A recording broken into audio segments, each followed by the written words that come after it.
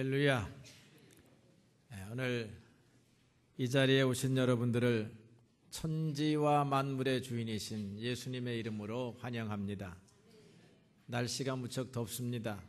여기 들어와도 더우셔서 선풍기에 의지하시는 분들 많이 있는데 오늘은 좀 시원한 하나님의 은혜가 임하였으면 좋겠습니다. 제가 15년 전에 중국을 통해서 백두산에 올라본 적이 있습니다. 우리 일행을 백두산으로 안내하던 사람은 중국 공산당 연변자치주 종교국 간부였던 김 선생이라고 하는 사람이었는데요. 이 사람이 우리를 출발하면서 이런 말을 했습니다. 오늘 날씨 한번 기가 막히게 좋습니다. 그러나 백두산에서 천지를 제대로 보려고 하려면 올라가 봐야 합니다. 그렇게 말하는 것입니다. 비록 산 아래에서는 날씨가 좋지만 백두산 정상으로 올라가면 날씨가 변화무쌍해서 안개에 가려진 희미한 천지의 모습만 보고 내려오는 사람들이 많다는 것입니다. 그런데 이제 우리 일행은 기대감으로 올라갔는데 천지의 모습을 정말 맑은 하늘 아래에서 생생하게 보는 그런 놀라운 행운을 얻게 되었습니다. 그러니까 안내하던 이 김 선생이라고 하는 사람이 어린아이들처럼 기뻐하는 우리의 모습을 보고서는 또 이렇게 말을 건넸습니다. 역시 목사님들이라 좀 다릅니다.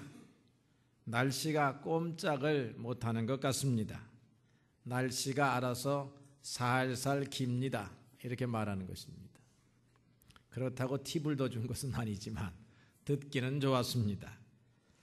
그래서 제가 그 말을 받아서 이렇게 농을 던졌습니다. 만약에 그때는 장점인 주석이었습니다. 장점인 주석이 백두산에 오른다고 하면 그때도 날씨가 알아서 살살 기겠습니까? 그렇게 물었어요. 약간은 익살스럽지만 그래도 중국의 자존심을 혹시 건드린 것이 아닌가 그런 생각에 조금은 긴장이 된 대답을 기다렸는데요.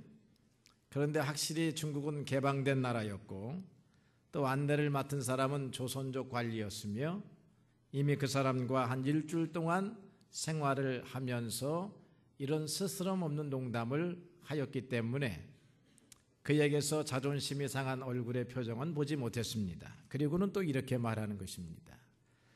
천하의 중국의 주석이 온다 할지라도 날씨가 변덕을 부리면 못 보는 것입니다. 날씨는 하나님의 권능 아래 있다라고 하는 사실을 중국 공산당 간부가 입으로 고백을 했습니다. 날씨는 사람 마음대로 되는 것이 아닙니다. 백두산에 전기를 타고 났다고 하는 김일성이가 백두산에 올라도 천지가 안 보일 수 있는 것입니다. 천지를 향하여 아무리 호령을 쳐도 천지는 안개를 걷지 않을 수도 있다는 것입니다. 그런데 하나님이 천지를 향하여 안개가 거치우라 하면 어떻게 될 것 같습니까? 거칩니까? 안 거칩니까? 저는 거치리라 믿습니다. 그날 우리가 올라갈 때는 하나님이 우리를 특별히 긍휼히 여기셔서 천지야 맑은 하늘로 드러내 있거라 그렇게 말씀하신 줄로 믿었습니다. 하나님의 아들이신 예수님께서 폭우가 쏟아지고 거센 파도가 있는 갈릴리 호수를 향해서 말했습니다. 바다야 잔잔하거라. 바다는 그분의 명령을 듣고 순종하여 잔잔해졌습니다. 제자들은 아직 예수님을 모르던 시기였기 때문에 예수님의 놀라운 행위를 보고 이렇게 고백을 했다고 성경이 기록합니다. 저분이 도대체 누구시길래 바람과 바다가 순종하는가? 바람과 바다는 인간에게 순종하는 세력이 아닙니다. 그러나 그 주인이신 천지와 만물의 주이신 우리 주님 앞에 순종하게 되는 것입니다. 우리도 천지 만물의 일부입니다. 우리도 순종해야 합니다. 누구에게 순종합니까? 하나님에게 순종해야 하는 것입니다. 하나님께서는 이스라엘 백성들을 택하셔서 순종하고자 하는 모범을 보이고자 하셨습니다. 하나님은 여러분을 택하셔서 순종이라고 하는 것이 이런 것이다라고 하는 것을 보이고자 하셨습니다. 여러분들은 하나님 앞에 순종하는 모습을 통해서 주변 사람들에게 하나님의 영광을 드러내고 계십니까? 이스라엘은 불행히도 그러지 못했습니다. 그래서 이사야 선지자가 이사야서 1장 3절에 이렇게 선언했습니다. 소는 임자를 알고 나귀는 주인의 구유를 알건만은 이스라엘은 알지 못하고 나의 백성은 깨닫지 못하는도다 라고 했습니다.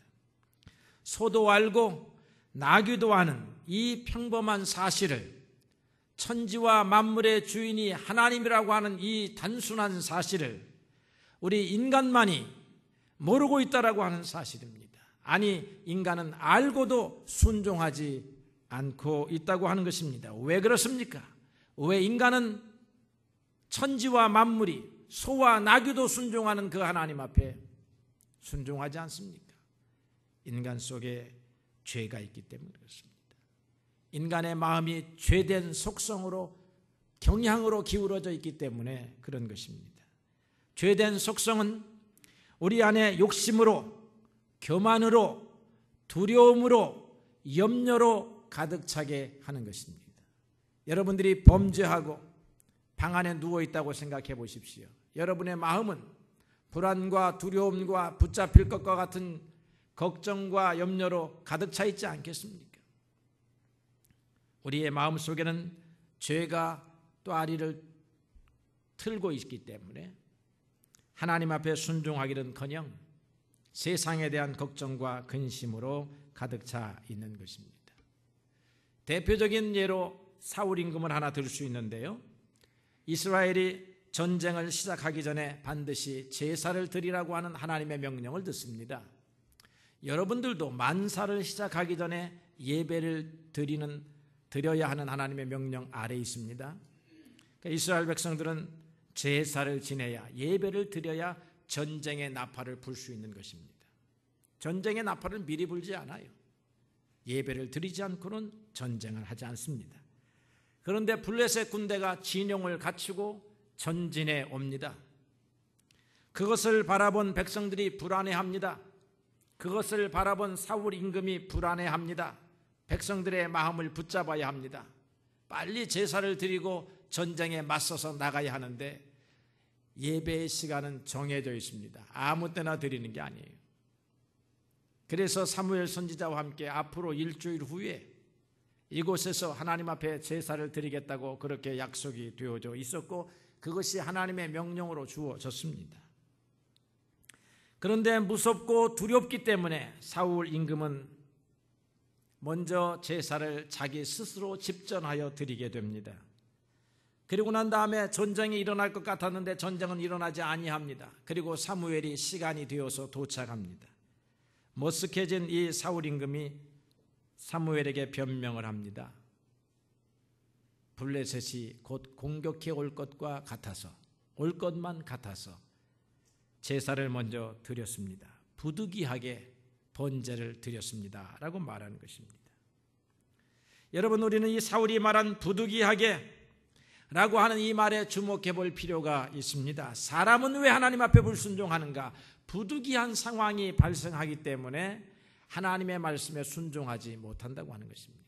우리가 지혜가 없는 소와 나귀와 같았다고 하면 이 상황의 변화를 감지하지 못해서 상황의 변화에 관계없이 하나님 앞에 순종할 것인데 우리는 상황의 변화를 너무나 민감하게 반응하기 때문에 그것으로 인하여 하나님의 말씀을 순종하지 못하고 하나님의 말씀을 지키는 것이 불안하기 때문에 우리가 하나님의 말씀의 명령을 벗어날 때가 많다라고 하는 것입니다. 사무엘이 사울의 말을 듣고 그랬군요, 그랬습니까? 나는 몰랐습니다, 이해합니다 이렇게 말하지 않았습니다. 사무엘은 사울을 향하여 말하기를 왕이 망령되이 행하셨습니다. 하나님의 말씀을 어기셨습니다.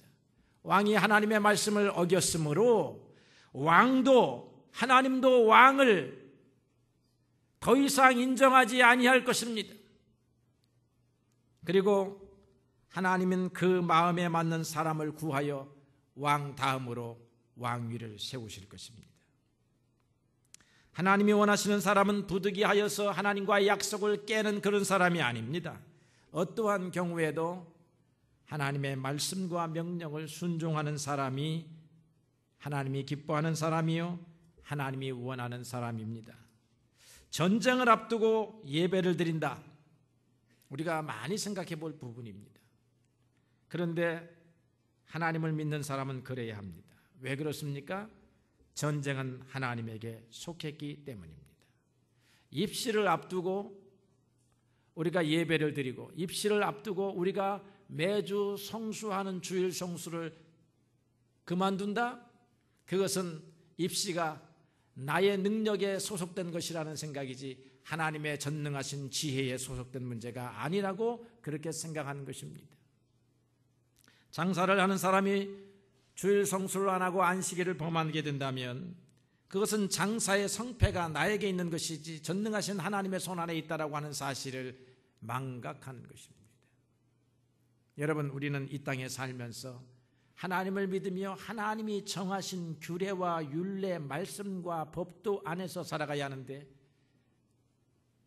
순간적으로 하나님의 말씀을 따라가면 안 될 것 같고 하나님의 말씀 바깥으로 나가야 될 것과 같은 이러한 혼돈적인 상황을 만날 때가 많이 있습니다. 이럴 때 대부분의 신앙인들 100이면 100 하나님 밖으로 나갈 경우가 많은 것입니다. 그런데 오늘 우리는 순종이라고 하는 개념을 가지고 하나님을 바라보면 어떠한 경우에도 하나님이 정하신 방법, 하나님은 우리보다 더 지혜로우시기 때문에 우리가 하나님보다 더 지혜로운 사람들이 아니기 때문에 하나님이 정하신 규칙과 권고와 명령은 우리가 따라가야 된다라고 하는 것입니다. 오늘 사도들은 두려운 상황이 임하였지만 하나님 앞에 순종하겠다 그렇게 명백하게 표현했습니다. 그들도 역시 부득이한 상황을 맞이했습니다. 대제사장과 산헤드린 공의회는 이스라엘의 최고 지도자요 최고 법적 기관입니다. 그들이 베드로를 비롯한 사도들에게 명령을 했습니다. 예수의 이름으로는 다시는 절대로 공중에서 가르치지 말라라고 명령했습니다. 그러니까 길거리에서 성전 앞에서 예수의 이름으로 가르치면 잡혀가서 모진 곤욕을 치루어야 하는 것입니다. 혹시 죽을 수도 있습니다. 그것을 알고도 이 제자들은 공개적으로 아침부터 예수님을 그리스도라 그렇게 증거한 것입니다. 그들에게 명령한 대제사장과 산헤드린 공의회는 일반적으로 법적으로 타당한 권위입니다. 평범할 때 같으면 그들이 따라가야 하는 그들의 질서를 나라를 위하여 존중해야 하는 것입니다. 아무리 마음에 안 드는 대통령을 우리가 세웠다 하더라도 대통령의 권위 앞에 정상적인 권위 앞에 순복해야 하는 것입니다. 예수께서 빌라도 총독의 권위도 인정했습니다. 그러나 그들이 부당한 명령이나 직무의 범위를 벗어난 명령을 한다면 우리는 어떻게 해야 할까요? 우리는 들을 수 없는 것입니다. 예를 하나 들면 직장 생활을 할 때 업무에 관한 한 상사의 명령에 순종해야 합니다. 그래야 직장 생활을 할 수 있습니다. 그런데 만약에 그 상사가 업무의 범위를 벗어난 명령, 오늘 저녁에 회식에 참석할 뿐만 아니라 내가 주는 이 뇌물을 어떤 사람에게 전달하는 임무를 우리에게 주어졌다라고 하면 우리는 그 자금을, 뇌물의 자금을 전달할 것인가 전달하지 않을 것인가 하는 생각에 직면하게 됩니다. 그럼 여러분 답은 알고 계십니까? 행동은 다르게 하더라도 업무를 벗어난 명령 앞에서 우리가 신앙적으로 생각해서 따를 것이냐 말 것이냐를 결정해야 하는 것입니다. 양심에 반하는 명령도 종종 들을 때가 있습니다. 이번 세월호 사건에서 선장이나 아마 배를 관리하는 사람들은 화물을 규정보다 더 많이 실어라 라고 하는 명령을 들었을 것입니다. 그런데 그들은 다른 사람과는 달리, 책상 머리 앞에 있는 사람과는 달리 화물을 규정보다 조금이 아니라 이렇게 2배 이상을 싣게 되면 심각한 위험에 처할 수 있다는 사실을 알고 있는 사람들인데 그들은 상사의 명령을 들었습니다. 이런 명령을 듣다 보니까 오늘 우리가 세상이 엉망이 되었다라고 하는 것입니다. 저는 학생 시절에서 그런 활동을 했는데 선배들이, 고등학교 선배들이 술과 담배를 권유했습니다. 아니, 명령했습니다. 술과 담배를 하지 아니하면 그 서클의 일원이 될 수가 없다는 것입니다. 저는 안 먹는다고 처음에 말했습니다. 그러나 그들의 강요가 계속됐습니다. 그래서 저는 그 서클을 여러 가지 우여곡절은 있었지만 결국은 탈퇴를 했습니다. 여러분, 양심과 신앙은 명령할 수 있는 대상이 아닙니다. 그것은 하나님의 영역입니다. 오늘 사도들에게는 예수님에 대하여 말하는 것이 금지되었습니다. 오늘날 세상의 많은 나라들이 예수의 이름을 부르는 것을 금지합니다. 타 종교권에서 금지합니다.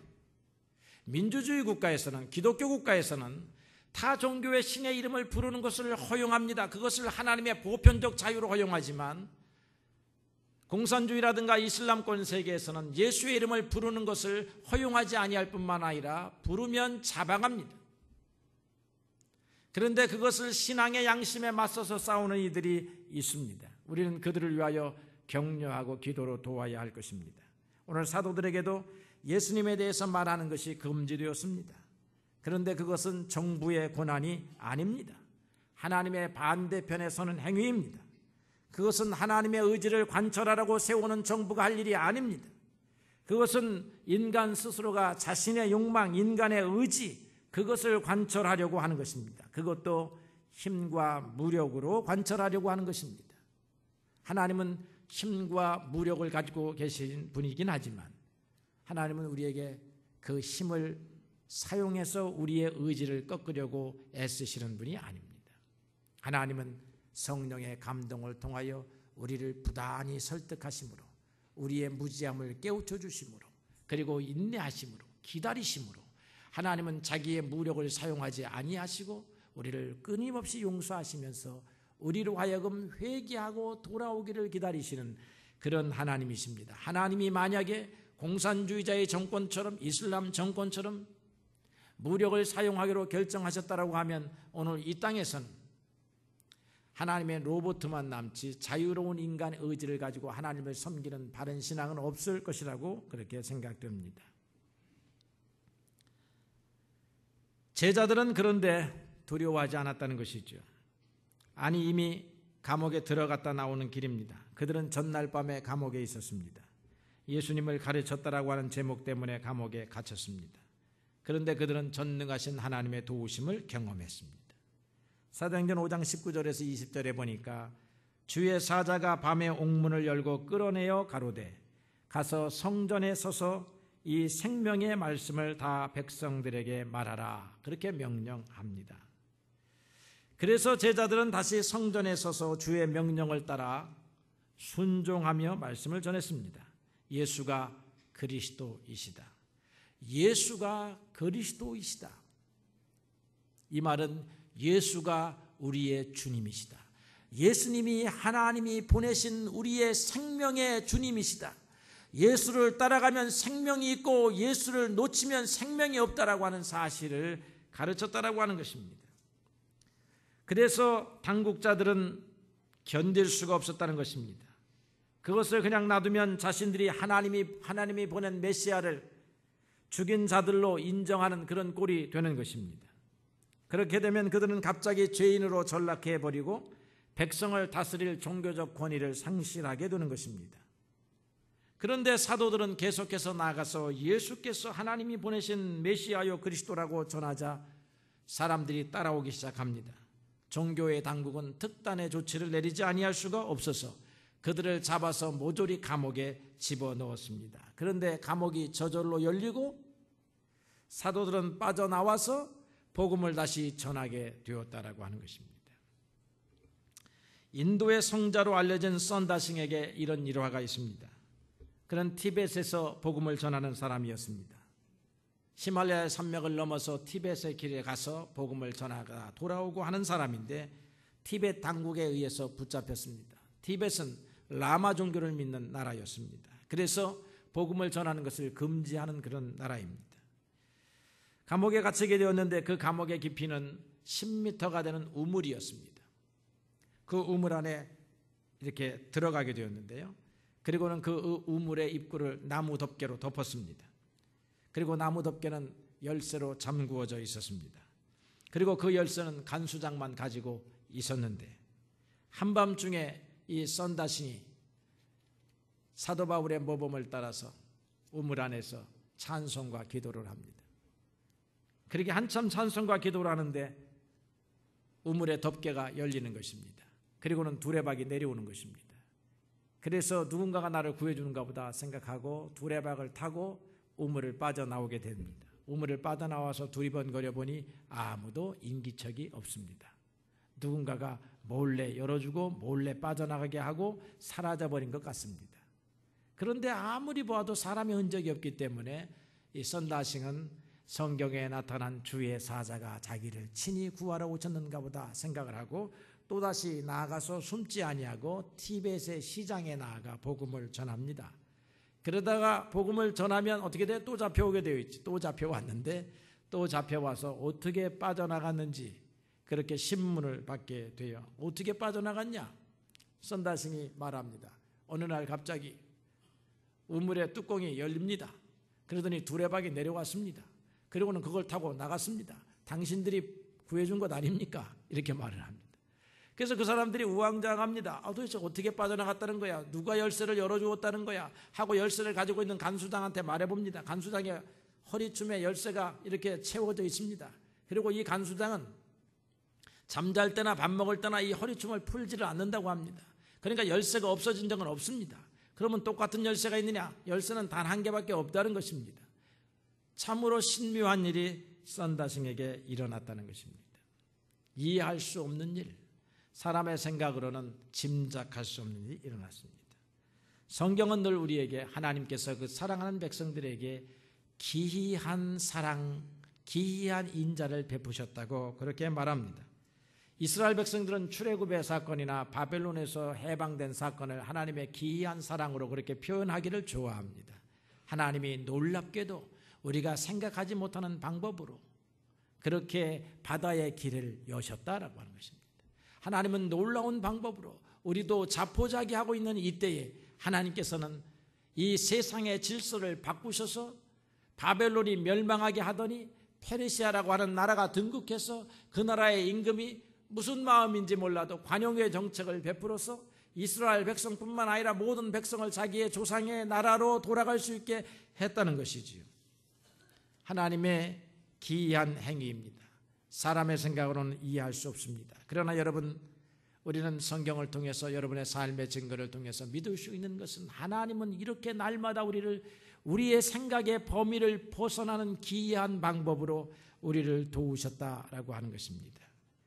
주님의 도우심이 종종 우리의 이성으로는 설명할 수 없는, 우리의 지각으로는 깨달을 수 없는 방법으로, 신비로운 방법으로 우리의 삶에 나타난다라고 하는 사실을 여러분들이 믿으시기를 바랍니다.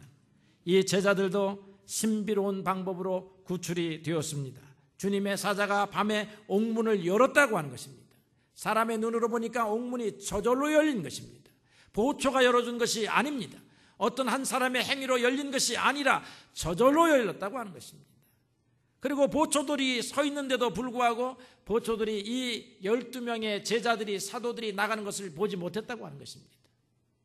그래서 그 다음날 아침에 대제사장이 그 베드로를 비롯한 12명을 좀 끌고 와보라 라고 해서 간수장에 가보니까 옥문은 그대로 잠겨져 있는데 그 옥 안에는 아무도 없는 텅텅 빈 그런 감옥이 되었기 때문에 깜짝 놀라서 와서 보고를 합니다. 옥문은 그대로 있는데 그 안에 사람들이 한 명도 없습니다. 그러면 어디로 갔단 말이냐, 가서 잡아오너라. 그래서 또다시 성전 앞에 나가 보니까 거기서 복음을 전하고 있더라라고 하는 것입니다. 그래서 또다시 잡혀왔습니다. 다시 위협을 받았습니다. 그럴 때 베드로와 사도들이 대답하는 말이 오늘의 요점입니다. 그것은 사람보다 하나님을 순종하는 것이 마땅하다라고 하는 말입니다. 어떻게 우리가 사람의 명령을 들을 수 있느냐? 하나님의 명령에 반하는 사람의 명령, 우리의 양심과 신앙에 반하는 사람의 명령을 어떻게 들을 수 있느냐? 우리가 경험한 이 예수님은 너무나 분명하고 확실한 생명의 주님이신데 어떻게 이 주님을 전달하지 아니할 수 있겠느냐? 이 베드로 사도가 이렇게 말합니다. 너희가 나무에 달아서 죽인 예수를 우리 조상의 하나님이 살리시고 이스라엘로 회개케 하사 죄사함을 얻게 하시려고 그가 오른손으로 높이사 임금과 구주로 삼으셨느니라. 우리는 이 일의 증인이다 라고 말하고 있는 것입니다. 사도들은 제사장이나 산헤드린 공의회의 명령을 듣지 않고 하나님의 명령을 듣겠다고 말하고 있는 것입니다. 세상의 권세자의 말을 듣지 아니하면 죽임을 당할 수밖에 없는 세상에서 죽임 당하는 것을 두려워하지 아니하고 하나님의 말씀을 듣겠다는 것입니다. 하나님의 말씀을 하겠다는 것입니다. 왜 그렇습니까? 예수님의 이름이 바로 능력이기 때문에 그렇습니다. 오늘날의 세상은 교묘한 방법으로 예수님의 이름을 금지시키려고 합니다. 어떤 때는 인본주의적인 사상으로 예수님의 이름을 금지시키려고 합니다. 어떤 때는 회의론적인 의심을 가지고 우리를 의심케 함으로 우리의 입에서 예수님의 이름이 나오는 것을 금지하려고 합니다. 어떤 때는 이와 같이 세상의 무력과 위협을 가지고 예수를 믿거나 예수를 시인하면 죽이겠다고 하는 위협을 가지고 우리를 예수의 이름을 부르지 못하게 합니다. 그러나 예수님을 따르던 사도들은 성령이 충만하여 예수님의 이름을 불렀습니다. 예수님의 이름을 전달했습니다. 그들은 말하기를 은과 금은 내게 없거니와 내게 있는 것으로 내게 주노니 곧 나사렛 예수의 이름으로 일어나서 걸으시오 라고 하면 그 이름이 불리워지는 그곳에, 믿음으로 불리워지는 그곳에서 하나님의 역사가 나타났다라고 하는 것입니다. 예수님의 이름을 의지한 그곳에서 하나님의 사건이 나타나고 신앙의 사건이 나타나고. 여러분 하나님의 명령이 무엇입니까? 예수님의 이름을 부르고 살라고 하는 것입니다. 여러분들이 오늘 사도들에게 명령받은 바와 같이 여러분들에게 주어진 명령은 여러분도 예수님의 이름을 부르고 사십시오. 세상의 온갖 문제 앞에서 예수님의 이름을 부르고 사십시오.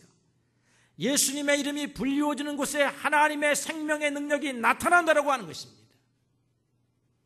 예수님은 우리의 구주이시다라고 고백하는 그곳에 죄가 물러가고 질병이 물러가고 환난이 물러가고 하나님의 은혜의 사건이 나타나는 것입니다. 하나님은 온갖 문제를 가지고 살아가는 우리에게 예수님의 이름을 부르라고 명령하고 있습니다. 다른 이로서는 구원을 얻을 수 없나니, 다른 이로서는 도움을 받을 수 없나니, 천하인간의 도움을 받을 수 있는 이름, 구원을 얻을 수 있는 이름은 예수밖에 없다는 것입니다. 다른 이름을 주시지 않았다라고 하는 것입니다. 여러분 어려울 때에 여러분 어려울 때 자기 이름은 안 부르더구만. 자기 이름을 부르면 능력이 없는 줄 알아요. 그래서 가장 쉽게 부르는 이름이 오 아버지 오 어머니인데, 육신의 아버지 육신의 어머니를 부른다 이 말이에요. 그럼 여러분 작은 문제는 육신의 아버지 육신의 어머니가 와서 해결해 줍니다. 네, 해결해 주니까 부르죠. 선생님이 해결해 주는 문제가 있습니다. 형님이 해결해 주는 문제가 있는데, 내가 그렇게 이름을 불러도 우리 형님이 해결해 주지 못하는 문제가 있고, 내가 그렇게 요청을 해도 우리 아버지 우리 어머니가 해결해 주지 못하는 문제가 있습니다.